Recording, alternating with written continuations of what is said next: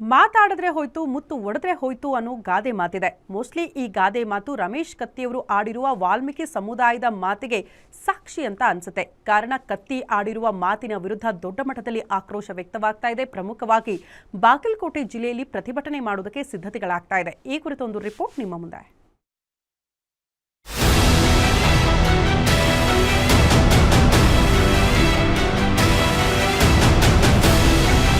ರಮೇಶ್ ಕತ್ತಿ ವಾಲ್ಮೀಕಿ ಜನರ ಬಗ್ಗೆ ಅವಹೇಳನಕಾರಿಯಾಗಿ ಮಾತನಾಡಿದ್ದಕ್ಕೆ ರಾಜ್ಯದ ವಾಲ್ಮೀಕಿ ಜನತೆ ರೊಚ್ಚಿಗೆದ್ದಿದೆ.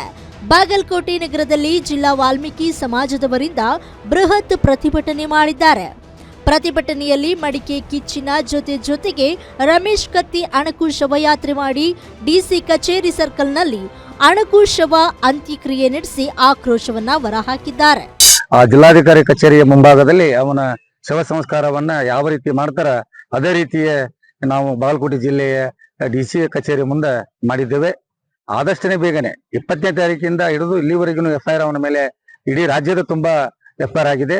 ಇನ್ನೂ ಪೊಲೀಸರು ಅವನ್ನ ಬಂಧಿಸಿಲ್ಲ. ಬಂಧಿಸದೇ ಹೋದ್ರೆ ಸರ್ಕಾರದ ಮೇಲೆ ಪರಿಣಾಮ ಬಹಳ ಬೀರುತ್ತೆ.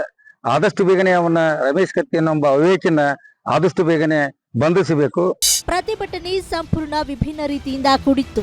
ಪೊಲೀಸ್ ವಿರೋಧದ ಮಧ್ಯೆಯೂ ಬ್ಯಾರಿಕೇಡ್ ಅನ್ನು ಒಳಬಂದ ಹೋರಾಟಗಾರರು ನಂತರ ಡಿಸಿ ಅವರೇ ಬಂದು ಮನವಿ ಪಡೆಯಬೇಕು ಅಂತ ಪಟ್ಟು ಹಿಡಿದ್ರು.